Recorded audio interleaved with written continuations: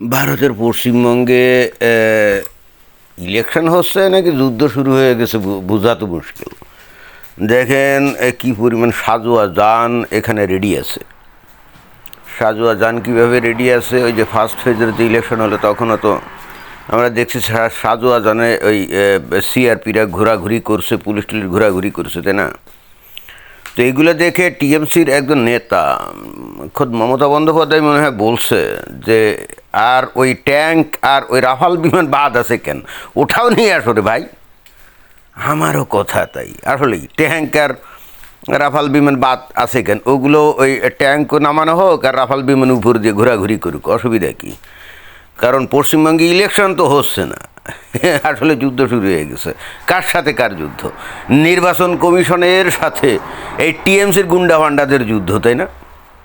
এটাই তো কারণ। অতীতে যত কয়বার প্রথমবার ইলেকশন ছাড়া পরবর্তী দুইবার ইলেকশনে মমতা বন্দ্যোপাধ্যায় টিএমসি জিতছে স্রেফ গুন্ডামি করে, বুথ দখল করে, ছাপ্পা ভোট মেরে।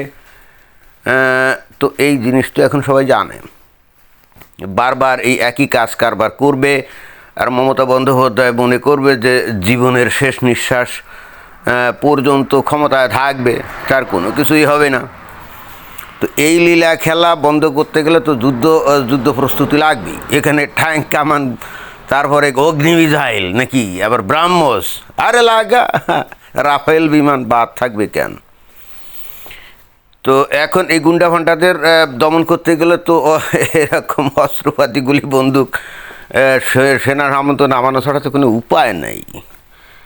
এমনি তো আর এগুলো হচ্ছে না, অন্য রাজ্যে তো এগুলো করে না, তো পশ্চিমবঙ্গে কেন করলো? কারণ পশ্চিমবঙ্গের লোকজন প্রমাণ করছে তাদের এগেনস্টে যুদ্ধ প্রস্তুতি ছাড়া তাদেরকে কোনোভাবেই থামানো যায় না। কি যায়?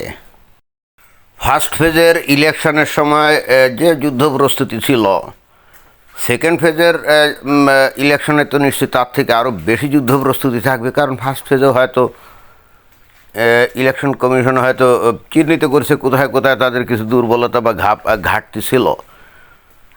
যেমন উদাহরণস্বরূপ ওই যে দেখলাম যে কি ডায়মন্ড হারবারে ওখানে ওই লোকজনের বাড়ি বাড়ি গিয়ে টিএমসির গুন্ডা ফান্ডারা বলছে দেখে নেব যদি আমাদের ভোট না দিস, চিন্তা করেন। তো এইগুলো তো নির্বাচন কমিশনের কানে চলে গেছে। তবে দিনের বেলায়, আগে যেমন দিনের বেলায় এই কাজগুলো করতো, অতীতে কিন্তু একেবারে দিনের বেলা এই টিএমসির গুন্ডা ফান্ডারা গিয়ে লোকজনকে কিন্তু একেবারে দিনের বেলা ভয় দেখাতো। তো এইবার একটা মানে ভয় যে পেয়ে গেছে সেটা বোঝা যায়, এই জন্য রাতের বেলা এই কাজটা করছে। তো এটা তো নির্বাচন কমিশনের নজরে আসছে। এখন খোঁজাখুঁজি হচ্ছে কারা এই মাস্তানি দেখালো, কারাই গুন্ডামি দেখালো, কারাই ভয় ভীতি দেখালো, এবং চিহ্নিত করে অবশ্যই তাদেরকে ধরবে, চ্যাংদোলা করে ঝুলাবে, এতে কিন্তু কোনো সন্দেহ নাই। এবার কিন্তু কোনো মার্সি নেই। কারণ এইভাবে একটা রাজ্য কতগুলো গুন্ডা ফান্ডা বদমাস, তারা ব্ল্যাকমেল করবে, দখল করে লুটে পুটে খাবে, সাধারণ জনগণের ভাগ্য নিয়ে সিনিমিনি খেলবে। এটা তো হতে পারে না। নির্বাচন কমিশন তারা ক্লিয়ার কাট বক্তব্য যে ভাই তুমি যদি অত্যন্ত জনপ্রিয় হও, ইটস ওকে, ফাইন, লোকজন তোমার ভোট দেবে, জিতে তুমি আবার চলে আসবে, অসুবিধাটা কোথায়? তাহলে গুন্ডা ফান্ডা লেলিয়ে দিয়ে তুমি ওই ভোট কেন্দ্র দখল করবা, ছাপ্পা মারবা, তারপরে ওই পুলিশ ডায়মন্ড হারবারে কয়টা পুলিশ, পাঁচজনকে তো সাসপেন্ড করেছে, তাই না? তাদের কার্যক্রম সন্দেহ মনে হচ্ছিল যে তারা টিএমসির মানে গুন্ডা বাহিনী, মানে টিএমসির দালালি করে। তারাও নাকি যাতে করে টিএমসি জিতে যায়। আর ওই ডায়মন্ড হারবার, সেখানে তো ওই যে মমতার ভাইপো ওই যে অভিষেক, তো অতএব ওখানে তো পুলিশ টুলিশ অবশ্যই তাদের অধীনে থাকার কথা, তারা তো কাজ করবেই। তো নির্বাচন কমিশন কোনো ভুল করে নাই। ওখানে ওসি, এসপি, এসপি না, এসপি পদ, ওসির পদ, তারপরে ইন্সপেক্টর পদের লোকজন কয়েকটা, মানে পাঁচজন পাশায় লাথি দিয়ে তাড়িয়ে দিয়েছে, এই বেড়া তোদের চাকরি নাই, যা ভাগ। এখন সাসপেন্ড করা মানে তো পুরো চাকরি না যাওয়া, মানে পুরো চাকরি চলে গেছে তা না, হয়তো পরে মাপ টাপসে আবার চাকরিতে যুক্ত হতে পারবে, কিন্তু আসলে এদের পুরো স্যাক করে দেওয়া উচিত ছিল। ঠিক আছে, অর্থাৎ নো মার্সি। তোমরা জনগণের টাকা ট্যাক্সের বেতন খেয়ে তোমরা চাকরি করো, তোমরা টিএমসির পক্ষ হয়ে কাজ কারবার করবে, এটা কোন ধরনের কথা? এটা তো হয় না। কিন্তু আবার অ্যাট দ্য সেম টাইম এটাও তো বুঝতে হবে, দীর্ঘদিন ধরে টিএমসির সেবা করছে, মমতাদির সেবা করেছে, তাই না? এরা অনেক টাকা পয়সা আয় উপার্জন করছে। যার নুন খাবে তার তো গুণ একটু গাইতেই হয়। এরা অকৃতজ্ঞ না, বোঝা যায়। আবার তো সাসপেন্ড হয়েছে, সোহাট, এতে চাকরি না থাকলেও কিছু যায় না। কারণ এই গত বছর পর বছর ধরে তারা যে আয় উপার্জন করছে, ভাই এখন ওদের চাকরি না থাকলেই বাকি,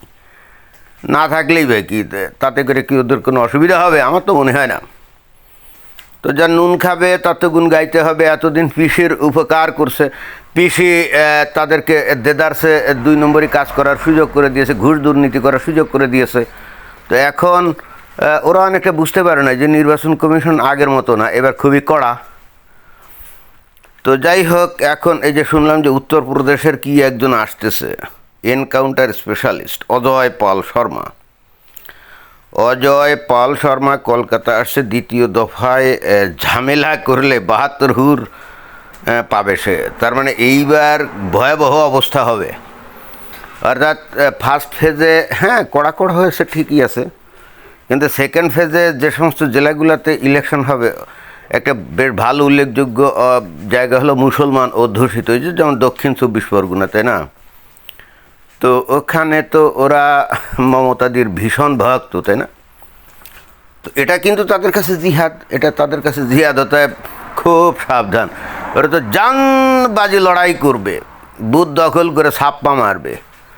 তো সেই ক্ষেত্রে এখন এনকাউন্টার স্পেশালিস্ট আসতেছে। তার মানে কি? মানে হলো কেউ যদি ওই ধরনের অকারেন্স ঘটাতে যায়, তাহলে সোজাসুজি স্পটে তাকে একেবারে সোজা হুরের কাছে পাঠিয়ে দেওয়া হবে। বিষয়টা এরকম না, বিষয়টা এরকম। আমার বক্তব্য হলো যে মমতা যদি মনে করে যে সে ভীষণ জনপ্রিয়, বাংলার জনগণ তাকেই চায়, তাহলে নিরপেক্ষ ইলেকশন হবে। জনগণ যদি তাকে ভোট দেয়, ক্ষমতায় যাবে, তাই না? ছাপ্পা মেরে, গুন্ডা পান্ডা দিয়ে, বুথ দখল করে, অথবা ভোট গণনার সময় উল্টাপাল্টা রেজাল্ট দিয়ে তারপর ক্ষমতায় কী কারণে যাবে? আর মমতা বন্দ্যোপাধ্যায় এই পশ্চিমবঙ্গের জন্য তো অ্যাকচুয়ালি একটা অভিশাপ ছাড়া আর কিছুই না। এই গত 15-16 বছরে ভারত কোন জায়গায় ছিল, এই যে বিশ্ব লেভেলে, তাই না? কোন জায়গায় ছিল, সেখান থেকে কোথায় চলে গেছে। প্রত্যেকটা রাজ্যে যেখানে নাকি বিজেপি ক্ষমতা আছে, প্রত্যেকটা রাজ্যের উন্নতি একেবারে চোখে পড়ার মতো। বাট একমাত্র ব্যতিক্রম হলো পশ্চিমবঙ্গ। সেখানে কোনো উন্নতি নাই, লোকজন কাজ করতে চলে যায় বিজেপি শাসিত অঞ্চলে। তো মানে এটা কোন ধরনের কথা? বিজেপি শাসিত অঞ্চলে তুমি কাজের সন্ধানে যাইবা, জীবিকার সন্ধানে যাইবা কেন? তাহলে মমতা বন্দ্যোপাধ্যায় তোমার মানুষজন নির্বাচন করে, তুমি 3 বার 15 বছর ধরে আসো, আবার নিজে ভাব নাও, একেবারে সাদামাটা জীবনযাপন করো, আবার প্রচণ্ড ক্ষমতালোভী, প্রচণ্ড অর্থলোভী। এটা আসলে পিকুলিয়ার বাঙালি বলেই আসলে এই ধরনের সম্ভব। এই জন্যই মাঝে মাঝে বলি যে এই বাঙালি ঘরে জন্ম নেওয়া এটা একটা আজন্ম পাপ, বুঝছেন? ধন্যবাদ।